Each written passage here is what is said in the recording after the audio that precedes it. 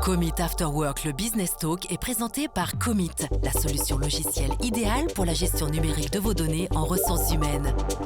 Et de RIF SA de votre région, nous rendons la qualité visible.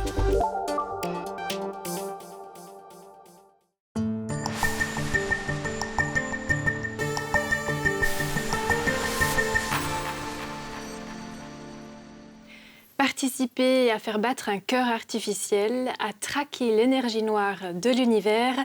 Innover chez MPS, c'est exigeant et c'est ce qu'aime Gilles Robert, son nouveau CEO. Bienvenue. Merci. Alors dites-nous, qu'est-ce qui vous plaît tant dans l'innovation technologique ? Au fond, c'est quelque chose que j'ai toujours eu en moi. J'ai toujours aimé les choses qui étaient un peu différentes, un peu inhabituelles, un peu exotiques. Et puis je crois que je me plais dans cet univers-là de high-tech, de paris et de défis. Et plus c'est difficile, mieux c'est. Oui, mais il faut que ça reste faisable. Parce que le plaisir, il est quand même de réaliser quelque chose qui marche et qui fonctionne. Alors, vous travaillez depuis 7 mois pour l'entreprise MPS, Micro Precision Systems. Elle produit des composants dans différents domaines, médicaux, horloger, astronomie, aérospatiale. Le groupe est basé à Bienne et compte près de 600 collaborateurs, collaboratrices. Qu'est-ce qui vous motive à vous lever le matin ? La diversité. La diversité des sujets, vous l'avez dit, des marchés, des applications qui sont extrêmement variées et puis super intéressantes, mais aussi la diversité des gens, des activités où chacun apporte sa brique à l'édifice et au succès de MPS. Ça ressemble à quoi une journée à la tête de MPS ? Dites-nous un peu ce matin, vous avez fait quoi par exemple ?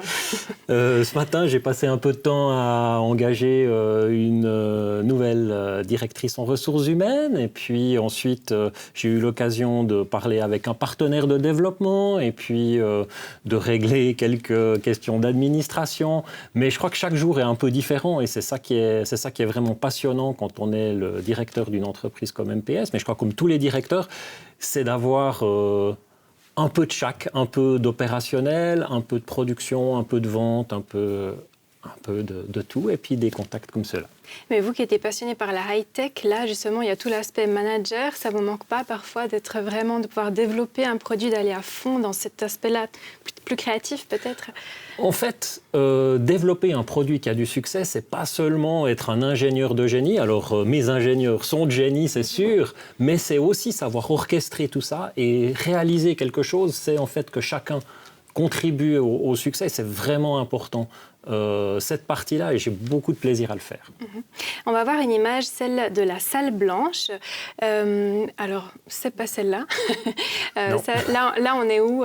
On est dans notre atelier de décolletage avec des machines qu'on connaît bien dans la région, où on fabrique des composés précision pour nos différents produits. On fabrique des assez petites séries, mais on a besoin des meilleures machines sur le marché pour avoir du succès. Et par contre, pour tout ce qui est domaine médical, alors là, il y a la salle blanche où voilà, on la voit. Et alors là, les gens, je pense, pour la communication entre eux, ça ne doit pas être l'endroit le plus sympathique. C'est plus compliqué. Elles ont droit à des pauses supplémentaires parce que ça peut être aussi assez pénible de travailler dans ces conditions-là, mais c'est la condition pour assembler des systèmes qui viendront directement implanter dans le corps humain. Et donc, il est évident qu'on veut que les choses restent stériles. Et donc, on s'habille comme ça pour finalement protéger les patients qui accueilleront nos produits. On a d'autres images après, justement, où on voit vraiment ces tenues hyper sécurisées. Ça me fait penser un peu à une scène de James Bond, un peu les méchants dans James Bond. Ouais, voilà, c'est sûrement une super personne. Oui, absolument. Il est en train de vérifier si le composant est suffisamment propre avant de l'introduire dans un système qui va servir à contrôler des chips, des microprocesseurs. Alors, on a justement vous fabriquez des composants pour des pompes implantables dans le corps humain. On a ici une pompe cardiaque, c'est la prothèse de cœur la plus avancée. Il y a des composants MPS à l'intérieur. Oui. On a la chance de fabriquer la partie qui est en bas de l'écran, qui est en fait le cœur du cœur, ce qui fait fonctionner ce cœur artificiel qui bat pour de vrai. Pour une entreprise française. Et ça a déjà été implanté, ça marche ? Oui, plus de 100 fois, et ça fonctionne. On peut vraiment remplacer un cœur, je dirais, malade par une telle prothèse et c'est assez fascinant. Pour une durée temporaire, en fait. Alors actuellement, oui, c'est d'une année à 2 en attendant une transplantation, mais l'ambition qui devrait arriver bientôt, c'est de pouvoir vraiment transplanter de manière terminale des gens, c'est-à-dire qu'ils vivent une dizaine d'années avec un tel cas. Donc, on le disait, donc MPS est aussi active dans le domaine de l'astronomie pour les télescopes. Oui. Là, on a mis en œuvre tout le savoir-faire de MPS, de positionneurs de précision, pour faire les yeux des télescopes, les endroits où on vient capter la lumière des étoiles très précisément alignés. Et puis, on doit en mettre quelques dizaines de milliers ensemble. On en voit un là, mais il faut en mettre 5000. Dans les prochains télescopes, environ 25 000 sur 1 mètre carré et les aligner de manière très précisément à chaque fois pour pouvoir aller suivre l'évolution de la lumière de différentes galaxies d'étoiles dans l'univers. Et justement, l'entreprise, dès ses débuts, est même allée sur la Lune, en fait, de façon indirecte. Oui, c'est juste. On est dans la tradition de l'exploration spatiale biennoise, où on a eu la chance de faire des roulements sous le nom de RMB d'alors, qui sont allés dans les scaphandres des astronautes des missions Apollo. Voilà, mais MPS, qui s'appelait RMB, justement, roulement miniature bienne, n'est pas né pour ça, plutôt pour le domaine de l'horlogerie. Oui, aussi elle faisait des micro-roulements à billes, et puis elle a été RMB, juste après-guerre, a été l'innovatrice qui a introduit les roulements à billes pour les masses oscillantes avec la marque Eterna. Gilles Robert, 4 ans après le premier voyage sur la Lune, puisqu'on en parlait, vous êtes né à La Chaux-de-Fonds. Vous avez ensuite grandi au Landron. Votre mère était orthophoniste, votre père directeur financier dans l'horlogerie et les matériaux de construction, et vous avez un frère cadet. Quel regard vous portez sur votre enfance ? C'était une enfance heureuse au bord du lac de Bienne, au Landron, avec une famille diversifiée, ouverte. Je crois qu'on a beaucoup pu explorer, voyager, discuter, échanger. Et je crois que c'était une belle famille qui vivait ensemble, qui faisait des choses tous ensemble. Harmonieuse. Oui, et vous étiez quel genre d'enfant ? Alors, si je demande à mes anciens camarades, on traitait plutôt d'intello. J'étais plutôt quelqu'un qui aimait les activités intellectuelles, qui aimait l'école.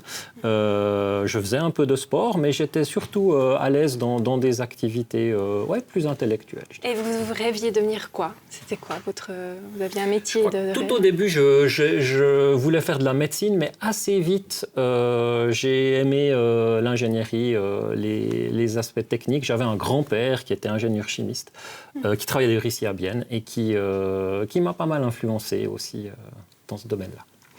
On va voir une photo, un paysage de votre enfance. Alors, je ne sais pas si c'était les Dents du Midi ou c'est un appartement à Champoussin. Oui, exactement. On avait un appartement. On a toujours un appartement à Champoussin, dans les ports du Soleil, au-dessus de Champéry.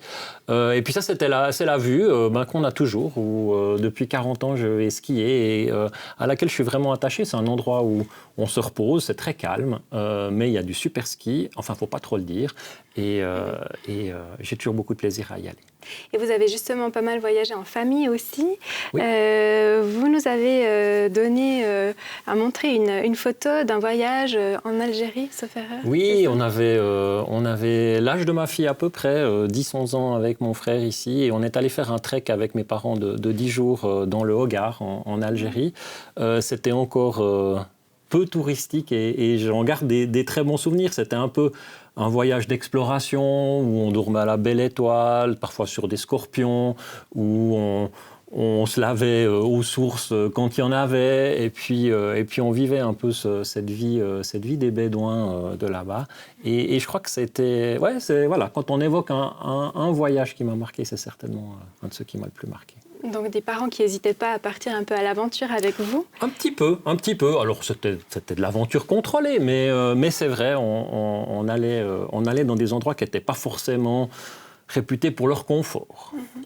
Est-ce qu'ils vous ont donné cette confiance en vous nécessaire aussi à diriger un grand groupe, 600 personnes, c'est pas rien non plus Oui, ça contribue. Oui, je crois que mes parents ont chacun d'entre eux des tempéraments assez de leaders. Et puis, évidemment, ça donne une certaine assurance. Ça peut-être que ça se transmet un peu, mais je crois que les leaders, ça s'apprend aussi. Je n'ai pas commencé avec 600 personnes. Je crois que j'ai commencé avec des petits groupes de 2 ou 3. Et puis peu à peu, on apprend à s'occuper des gens et puis à faire quelque chose ensemble. C'est ça que vous aimez, travailler en groupe, vraiment? Oui, j'aime ça. J'aime cette émulation. J'aime la diversité, je le disais, parce que je trouve qu'on est bien plus riche et que c'est bien plus passionnant d'avancer ensemble. Ouais. On va voir une autre image, c'est une photo de vous à la vingtaine dans un laboratoire.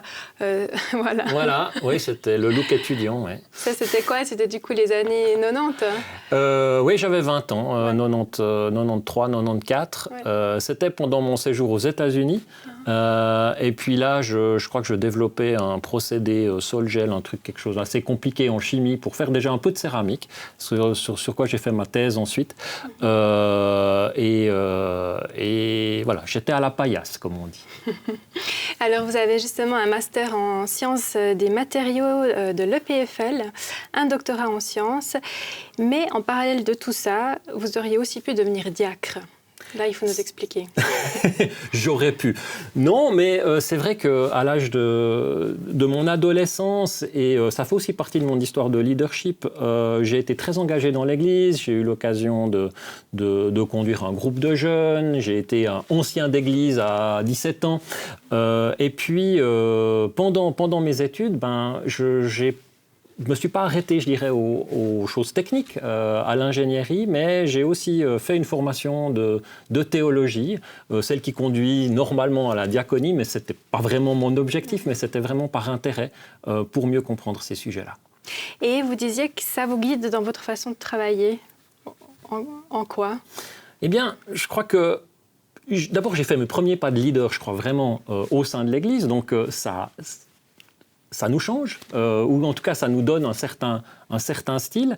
Et puis, je crois que les valeurs chrétiennes, elles sont finalement importantes pour avoir du succès. Ces notions d'équité, d'égalité, de respect, de droit à l'erreur, c'est très important quand on veut innover. On ne peut pas innover si on punit quelqu'un d'échouer. On ne peut que innover si on pardonne et qu'on apprend et qu'on recommence jusqu'à ce qu'on y arrive. Alors là, vous me tendez une perche parce que finalement, ces valeurs chrétiennes aussi, elles vont un petit peu à l'encontre de certains composants que vous développez chez MPS en ce qui concerne la défense, donc des composants qui finissent dans des systèmes de guidage de drones ou dans des missiles. Alors, est-ce que ça frotte un petit peu à ça frotte un petit peu, même si Jésus n'a pas toujours été gentil et accommodant, hein, il ne faut pas s'en faire une idée trop caricaturale. Je crois que c'est quelque chose qui fait partie de ce monde et pour moi, ça a été au moment de rejoindre MPS, ça a été une réflexion évidemment, mais je dois dire que depuis février 2022, on a découvert que le monde avait quand même un peu changé et que malheureusement, la gentillesse ou la diplomatie n'était pas toujours récompensée. Et je crois que ça fait partie de notre monde de savoir se défendre. Alors évidemment, MPS fait attention à qui elle vend ses composants et on tâche d'être du bon côté. Vous avez tout un bagage professionnel, on en a déjà un tout petit peu évoqué. Vous étiez notamment pour Metalor Technologies, une entreprise neuchâteloise aussi spécialisée dans la microtechnique. Vous étiez 3 ans à Singapour. Oui. On va voir une image de vous avec votre petite fille d'ailleurs. Votre famille vous a suivi à l'autre bout du monde, si vous avez de la chance. Oui, elle m'a suivi là. Enfin, ma fille est née, donc ma femme m'a suivi, je dirais. Votre fille est née à Singapour? Ma fille est née à Singapour, absolument. Okay. Et ça a été une très belle expérience. J'avais déjà eu l'occasion de vivre aux États-Unis, en France, ailleurs, mais c'est vrai que de découvrir l'Asie, Alors, dans un endroit sécurisé comme celui de Singapour et très civilisé, on va dire, mais a été une vraie découverte, de découvrir à quel point l'Asie a parfois de l'avance sur nous, la perspective aussi des Asiatiques sur les Européens, pas toujours positive. Okay, c'est quoi les clichés ou parfois, ces notions de vieille Europe, elles sont bien répandues en dehors de l'Europe et je crois qu'il faut reconnaître que sur certains côtés, on est assez old-fashioned, un peu ancien. Donc, voilà. Et vous auriez pu imaginer rester là-bas? Peut-être que vous auriez pu vous développer plus vite encore, vu le savoir qu'il y a en Asie? Oui et non. J'ai aussi découvert que j'aimais avoir 4 saisons. Vous avez vu que j'aime le ski et à Singapour, c'est un peu loin. J'aime aussi être dans une culture un peu plus développée au sens général. Parfois, on parle beaucoup de travail en Asie et puis pas trop d'autres choses. D'accord. Après Metalor, vous êtes devenu CEO chez Serra Marais, toujours encore dans le canton de Neuchâtel, pendant 7 ans. Oui. Ça, c'était une expérience importante. Oui, bien sûr, parce que c'est la première fois où j'étais... entre guillemets, seul aux commandes. On a toujours des actionnaires, un conseil d'administration, mais là, j'étais celui qui était aux manettes et j'ai beaucoup aimé. Je suis assez indépendant, j'aime prendre des initiatives, j'aime gérer et ça m'a convenu beaucoup. Je crois que ça a bien convenu à l'entreprise aussi. On a eu l'occasion de presque doubler la taille de l'entreprise, d'internationaliser avec des acquisitions en Allemagne. Et ça a été vraiment un très beau premier pas comme chef d'entreprise. Et donc, c'est une entreprise qui produit de la céramique technique.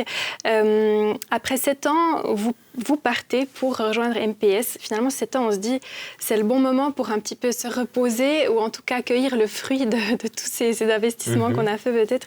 Est-ce que c'est pas un petit peu, un peu maso de recommencer ailleurs, dans un plus grand groupe encore?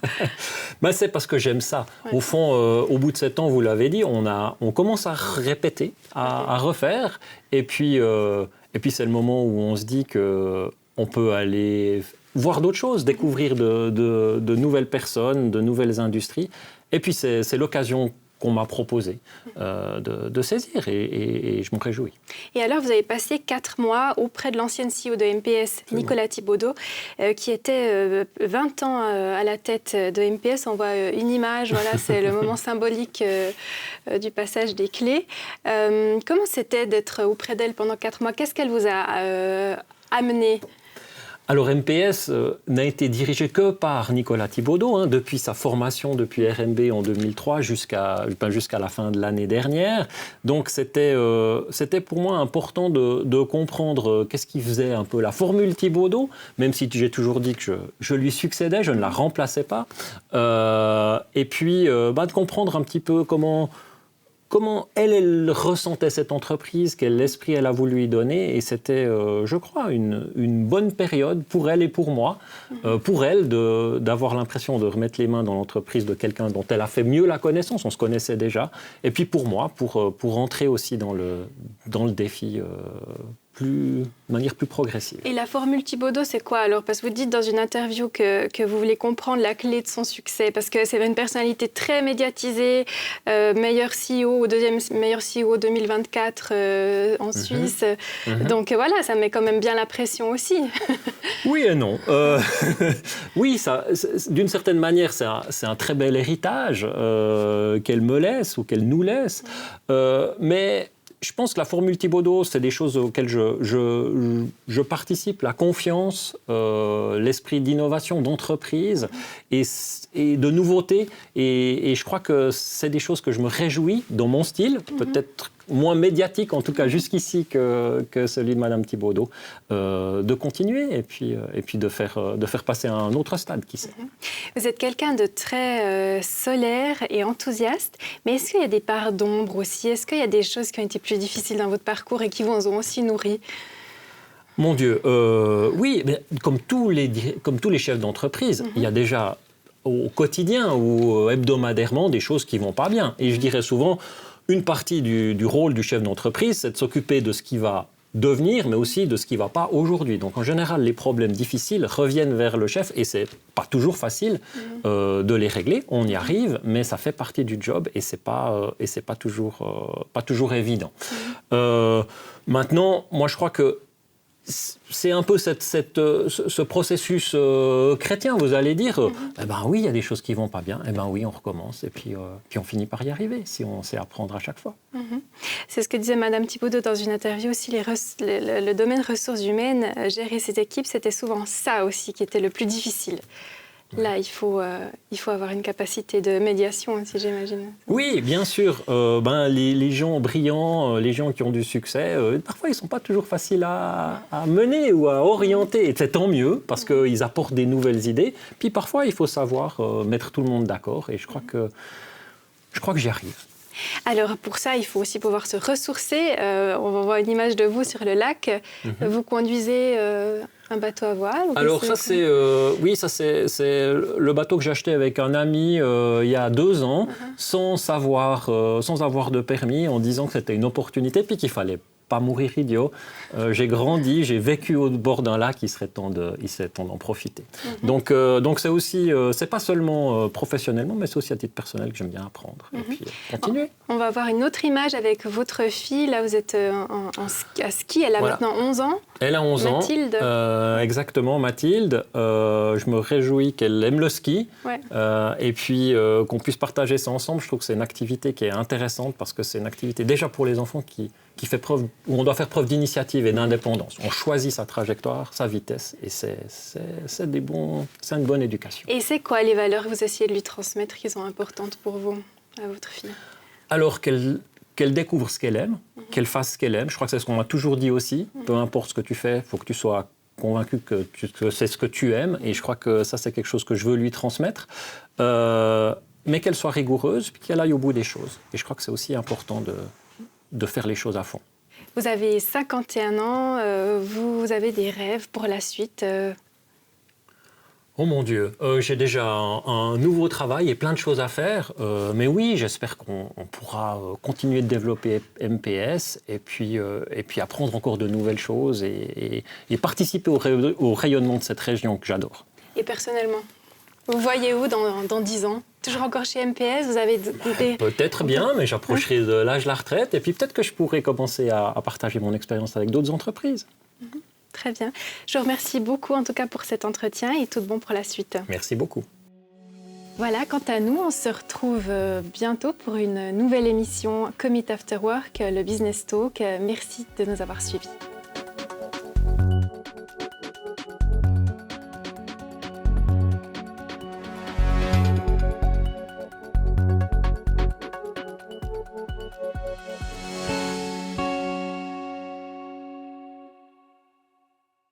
Commit After Work, le Business Talk, a été présenté par Commit, une gestion des ressources humaines plus simple, plus numérique, plus rapide et à un prix imbattable.